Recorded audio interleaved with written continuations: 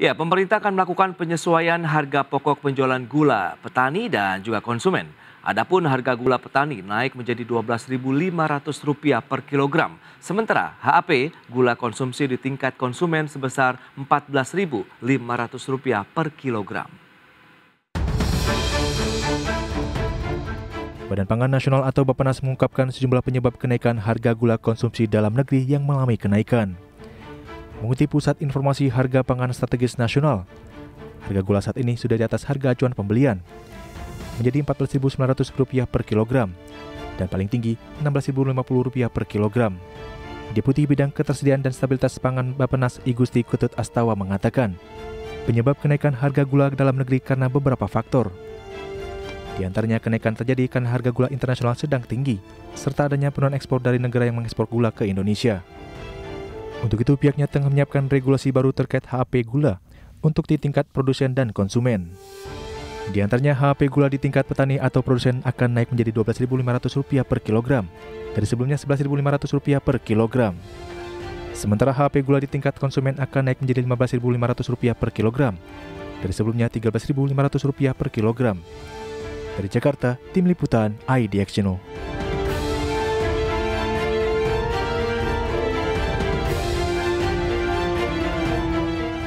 Ya, pemirsa, untuk membahas tema kita hari ini, siap-siap harga gula bakal ikut naik di tahun ini, sudah tersambung melalui Zoom bersama dengan Bapak Sumitro Samadikun.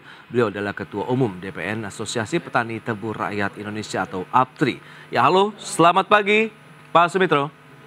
Selamat pagi Mas Prasetyo. Assalamualaikum warahmatullahi wabarakatuh. Waalaikumsalam warahmatullahi wabarakatuh Pak Sumitro. Menarik kalau kita cermati ini harga gula. Beberapa harga pangan pokok sebelumnya sudah mengalami kenaikan begitu. Dan gula sendiri bagaimana update-nya untuk industri maupun dari tingkat petaninya ini Pak Sumitro, silakan.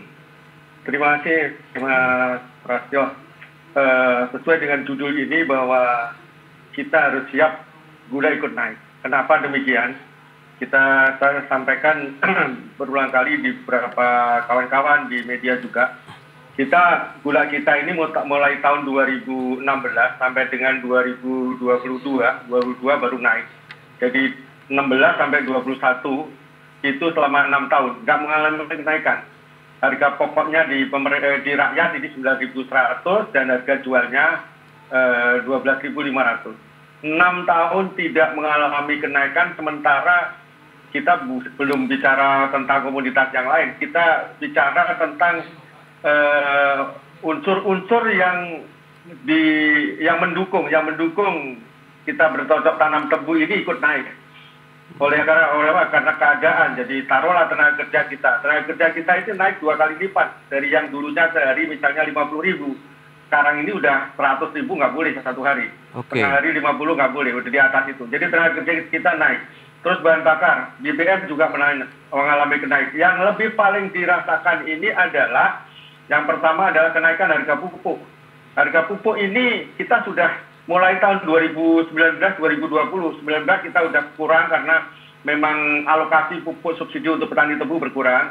Tapi mulai tahun 2020 ini 95 sampai dengan lebih lah persen kita udah menggunakan pupuk non subsidi karena berbagai pertimbangan, maka kita lebih mudah ini karena lebih mudah menggunakan pupuk non subsidi. Dan harganya pupuk non subsidi ini kalau lagi kita nggak musim pupuk gini ini harganya normalnya itu sekitar 4.000-an lah.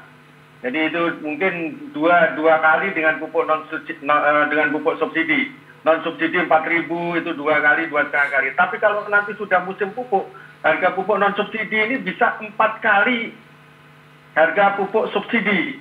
Nah, coba bayangkan dari yang sebelumnya kita 1 hektarnya menggunakan biaya untuk pupuk ini sekitar 2 juta, 2,5 juta.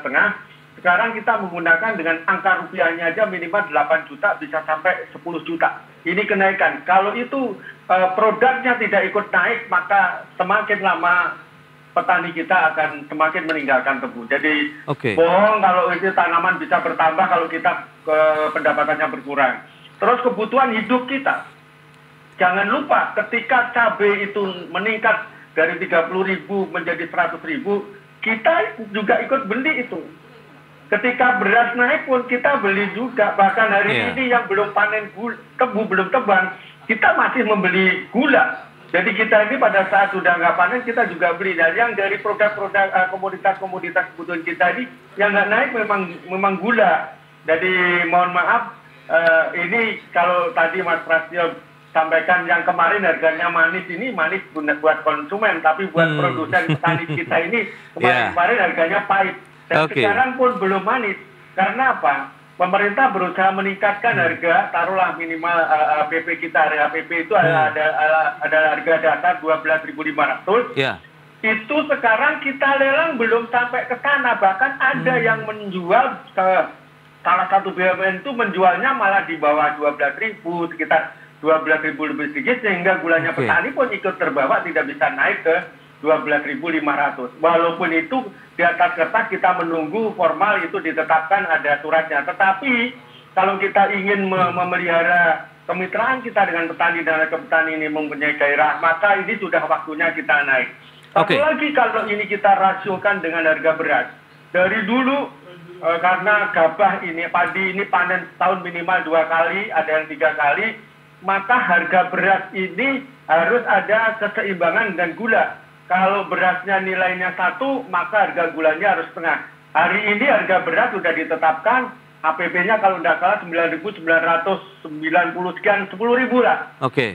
Kita bulatkan. Gulanya itu harusnya 15.000. Itu untuk memberikan satu keseimbangan pendapatan antara petani tebu dan petani padi. Baik, Pak Sumitro, tapi kalau kita lihat ada rencana juga pemerintah untuk menaikkan harga acuan pembelian begitu di tingkat petani menjadi 12.500-an, sementara di tingkat konsumennya justru di 15.000-an begitu. Bagaimana Anda melihat komposisi ini, Pak Sumitro? Memang kalau kita boleh usul, kita ini sebetulnya mulai ada harga acuan penjualan ini kan tahun 2016. Harusnya yang dipikirkan untuk kelangsungan dan kelanggengan industri gula juga petani tebu ini harusnya harga dasar. Kita berangkatnya dengan jangan di hilirnya, berangkatnya adalah di hulunya. Di hulu harga dasar 12.500 itu sebetulnya masih kita rasakan kurang. Tetapi kalau di atas itu misalnya dibuat seperti tahun sebelum 2016, dari 2016 awal kita masih menganut mekanisme pasar, maka penjual harga di konsumen ini bisa naik, bisa turun, bisa naik, bisa turun. Dan ini akan memberikan gairah karena kita turun drastis tidak mungkin, naik drastis juga pasti pemerintah akan turun tangan dengan operasi pasar. Jadi sebetulnya yang perlu dilindungi bagi petani ini adalah harga pokok penjualan petani atau HPP, karena itu harga dasar.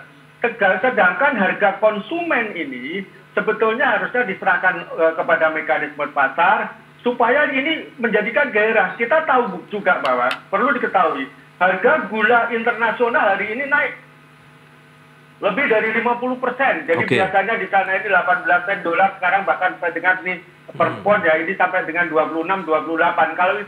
Kalau itu di persentase maka kenaikannya ada kenaikan lebih dari 50%. Kalau itu diseimbangkan juga disetarakan dengan dikompres gitu dengan harga gula di sini, maka harga gula kita sekarang kita nggak boleh ngomong bahwa harga gula kita ini paling mahal ya. Harga gula kita ini lebih murah dari harga gula internasional. Kita jangan bandingkan dengan, terutama dengan harga gula di negeri-negeri produsen gula. Mereka melindungi petaninya dengan menerapkan harga yang lebih tinggi dari harga internasional. Karena untuk apa? Setidak-tidaknya sama. Nah hari ini kita ini masih rendah. Nah kita bisa setara kalau kita juga setara dengan harga internasional supaya nanti tidak ada mungkin kalau dulu penyelundupan masuk bisa juga karena internasionalnya mahal kita bisa lari keluar. Jadi kita harus seimbangkan gitu. Pak Sumitro. Seimbangnya ini masih di atas 12.500. Berarti dengan harga acuan yang tengah diusulkan begitu di 12.500-an ini masih ideal atau tidak? Dan mekanisme pasar seperti apa sih yang diinginkan oleh teman-teman petani tebu? Begitu kita akan bahas di segmen berikutnya Pak Sumitro. Kita akan jeda dulu sebentar. Dan pemirsa, kami masih akan segera kembali usai jeda berikut ini. Ya, terima kasih Anda masih bergabung bersama kami dalam Market Review. Berikut ini kembali kami sampaikan infografik untuk Anda. Kita akan cermati beberapa data terkait dengan industri gula di dalam negeri. Ya, ada 5 negara dari eksportir gula ke Indonesia begitu ya. Kita lihat mana saja. Thailand sekitar 2,4 juta ton, kemudian India 1,6 juta ton, Brazil 1,3 juta ton, kemudian Australia 653.559 ton, dan juga Korea Selatan sekitar 4.900-an ton. Ini adalah 5 besar negara eksportir gula ke Indonesia begitu ya. Dan selanjutnya volume impor gula Indonesia, kita akan cermati pergerakannya dari tahun 2018 sampai dengan 2022. Di tahun 2018 sekitar 5 juta ton, kemudian di tahun 2019 4,1 juta ton, dan tahun 2020 menjadi 5,5 juta ton, masih sama dengan tahun 2021. Di tahun 2022 naik kembali menjadi 5 juta ton untuk importasi gula ke tanah air. Selanjutnya kita cermati dari konsumsi ataupun kebutuhan gula nasional. Ya, untuk kebutuhan gulanya sendiri mencapai 6 juta ton per tahun. Kemudian produksi gula nasional itu hanya sekitar 2,2 juta ton. Berarti ada defisit gula ataupun ini yang posisi kurang ya untuk konsumsi gula nasional itu 3,8 juta ton yang biasanya memang dipenuhi melalui impor dari luar negeri. Baik, itu dia terkait dengan data grafis untuk gula di Indonesia. Kita akan lanjutkan kembali perbincangan bersama dengan Bapak Soumitro Samadikun, Ketua Umum DPN Asosiasi Petani Tebu Rakyat Indonesia. Pak Soumitro, kita akan lanjutkan kembali berdasarkan data yang tadi sudah kita informasikan kepada pemirsa. Bagaimana Anda mencermati terkait dengan kebutuhan, produksi, kemudian importasi yang harus dilakukan oleh pemerintah untuk memenuhi gula di dalam negeri?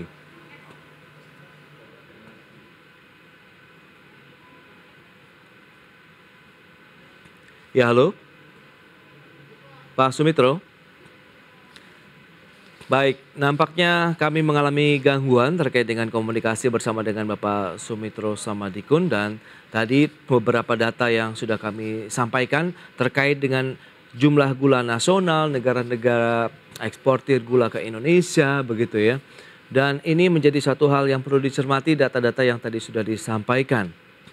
Kebutuhan gula kita sekitar 6 juta ton, kemudian produksi gulanya 2,2 juta ton, defisit gula mencapai 3,8 juta ton, dan ini adalah negara-negara yang mengekspor gula mereka ke Indonesia. Baik, Pak Soumitro. Ya. Baik, kita akan lanjutkan kembali. Ya. Pak Soumitro, tadi data sudah disampaikan. Bagaimana Anda menyikapi kondisi saat ini? Berarti memang kita masih terus defisit nih untuk produksi dan juga kebutuhan ataupun konsumsi di masyarakat, Pak Soumitro. Ya, perlu kita sadari semuanya bahwa produksi gula kita ini berkisar antara 2,4-2,5 juta ton, atau mungkin sampai pernah itu 2,6 juta ton. Dan dari setiap produksi setiap tahun ini 60% ini tanaman miliknya petani. Oke. Petani nanam di tanahnya atau tanah sewa. Oleh sebab itu, ketika ada yang menyatakan bahwa akan terjadi kenaikan lahan ini harusnya dari pemerintah, karena petani tidak mungkin menambah lahan selama ini. Tadi di depan saya sampaikan, selama 6 tahun kami ini mengendap perasaannya mulai tahun 2016. Kita mau minta naik gimana, orang pasarnya juga nggak bisa naik. Kita tertimpa oleh importasi gula yang waktu itu, jangan waktu itu ya, tahun lalu saja lebih murah dari gula kita. Nah, kita sebetulnya ingin menyampaikan pada pemerintah melalui forum ini juga, berilah satu pendapatan yang bagus pada petani. Kalau memang pabrik gula kita masih banyak yang kurang bagus, rendemen kita juga kurang bagus, jangan tumpuan ini selalu disampaikan pada petani bahwa kita harus kasih harga konsumen yang murah atau terjangkau. Nggak bisa. Oke. Kita juga harus berpikir tentang pendapatan petani ini jangan sampai berkurang, bahkan merugi. Karena ketika terjadi kerugian petani, mereka tidak akan menambah arealnya. Karena tadi saya sampaikan 60% ini lahan ini miliknya petani. Oleh sebab itu produksi gula kita ini stagnan. Pada posisi 2,4, 2,5, 2,6, bahkan pernah 2,1 di tahun mungkin 4-5 tahun yang lalu, 2,1, 2,2, turun naik, tidak pernah naik tinggi. Nah, oleh sebab itu kita senantiasa sangat tergantung kepada produk impor. Pada waktu kemarin harga impor ini masih di bawah harga kita, atau kita kita sampaikan aja relatif murah, kita senang impor. Jadi saya ingatkan juga, suatu saat nanti ketika impor kita ini mahal, maka kita akan kalang kabut. Dan hari ini impor kita ini lebih mahal. Oleh sebab itu kita belum terlambat, berilah satu pendapatan yang bagus pada petani, supaya petani nanti yang pertama dia bisa memperbaiki tanamannya. Yang tanaman-tanaman yang sudah mesti harus diganti bibitnya, mereka syukur kalau pemerintah itu menurunkan bantuan bibit yang itu bantuan, betul-betul bantuan gratis. Dan itu bibitnya harus bagus. Jangan bibit yang ini asal-asalan. Harus ajak ngomong petani gimana caranya mendapatkan bibit yang bagus. Dan ini tidak bisa tahun depan gitu aja, harus melalui rancangan bertahap 1-2 tahun. Nah, pada saat kita menunggu bibit pengajar bibit yang bagus ini, pendapatan petani harus bagus. Karena kalau nanti pendapatan petani bagus, dia akan memperbaiki pola pemeliharaan tanamannya. Taruhlah misalnya pupuk harganya tinggi, kok gula kita nggak boleh naik? Lucu kan? Pupuk ini mulainya BUMN. Ketika saya tanya kenapa pupuknya naik, karena bahan baku terjadi kenaikan, ada perang Ukraina sama Rusia, bahan baku naik. Nah kalau baik BUMN boleh naikin harga pupuknya, ngapain petani ini harganya pupuk naik kok nggak boleh naik? Katanya demi konsumen. Udahlah kita debat begitu yang kemarin-kemarin. Ayo mulai sekarang ini kita perbaiki pendapatan petani. Pak Sumitro, pabrik gula yang bagus, ya udah tingkatkan lagi lebih bagus. Yang nggak bagus, sebagian besar pabrik gula, mayoritas ini miliknya BUMN. Nggak ada perbaikan yang cukup signifikan, misalnya pabrik ini diganti baru, nggak ada. Bahkan ketika PT PN3 Holding di sana menciptakan Sugarco atau SGN yang mencari partner, dan itu susah sampai sekarang. Ngapain pemerintah ini udahlah biar tetap pakai PTPN, nggak usah SGN ini, perbaikilah pabrik gula supaya performanya itu bagus, lebih bagus. Nanti ada peningkatan penghasilan dari sisi kuantumnya gula naik, harganya juga begitu. Jangan kita dikatakan harganya baik. Insya Allah 1-2 tahun akan terjadi kenaikan produksi, karena kenaikan lahan itu juga akan dipacu dari pendapatan petani yang meningkat. Oke, itu di sisi lain begitu ya, memang menjadi salah satu hal yang krusial juga dari penambahan lahan, kemudian tadi ada revitalisasi pabrik-pabrik gula di Indonesia. Tapi bagaimana dengan harganya sendiri? HAP tadi ada rencana naik menjadi 12.500-an di tingkat petani, kemudian 15.000-an di tingkat konsumen. Apakah itu juga di posisi yang ideal menurut teman-teman petani begitu, dan apakah sudah bisa mengcover beberapa kendala yang sudah disampaikan Pak Sumitro tadi, dari tenaga kerja naik, BBM, pupuk, kemudian kebutuhan hidup yang juga naik, Pak Sumitro? Ya, jujur saja kami Asosiasi Petani Kebun Rakyat Indonesia sudah menyampaikan kepada pihak yang terkait, ketika ditanya berapa sih perhitungan biaya pokok produksi kita? Biaya pokok produksi kita ini hari ini mencapai dengan kenaikan tadi 13.649 biaya pokok produksi. Nah, dengan keuntungan yang kita perkirakan beban bunga dan lain sebagainya kurang lebih 10%, maka kalau itu ditambah 10%, harga yang betul-betul menguntungkan kita adalah 15.000.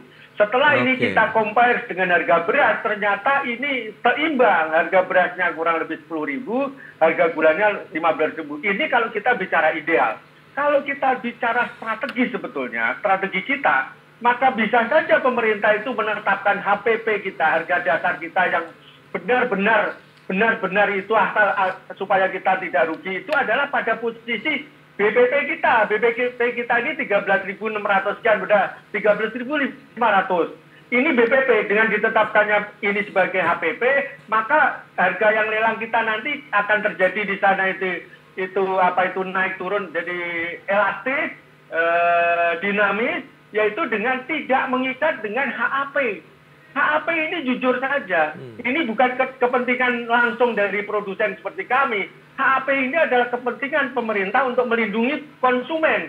Nah, cara melindunginya konsumen jangan bikin HAP, karena ini akan membatasi gerak dari dinamika dari harga gula. Nanti bisa naik, nggak bisa turun, atau bisa turun, nggak bisa naik. Harga konsumen ini harusnya dilakukan oleh pemerintah dengan memberikan perlindungan, misalnya dengan mengadakan operasi pasar.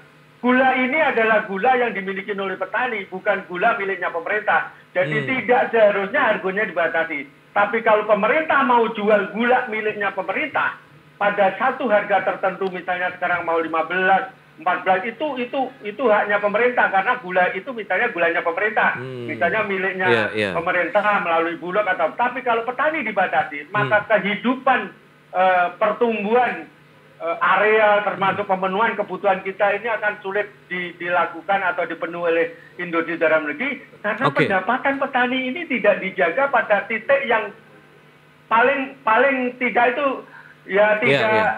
itu tidak menguntungkan, tetapi paling tidak ini kita mencapai pada biaya pokok produksi. Biaya pokok produksi tadi sudah saya sampaikan, hitungan kami 13.600 atau 13.500. Nah, kalau itu terjaga, maka lambat atau cepat, barangkali bisa cepat, tinggal kita lihat penghasilannya, maka swasembada gula ini kita akan bisa upayakan. Win-win solution, nanti apakah sudah ada titik temu, komunikasi sudah terjalin atau tidak? Mengingat tadi sudah ada rencana tapi memang masih di level 12.500-an, masih di bawah dari biaya produksinya. Nah Pak Soumitro, teman-teman nanti akan melakukan apa? Kita akan bahas di segmen berikutnya Pak Soumitro, kita akan jeda kembali sebentar. Dan pemirsa, kami masih akan segera kembali. Baik pemirsa, kita lanjutkan kembali perbincangan bersama dengan Pak Soumitro Samadikun.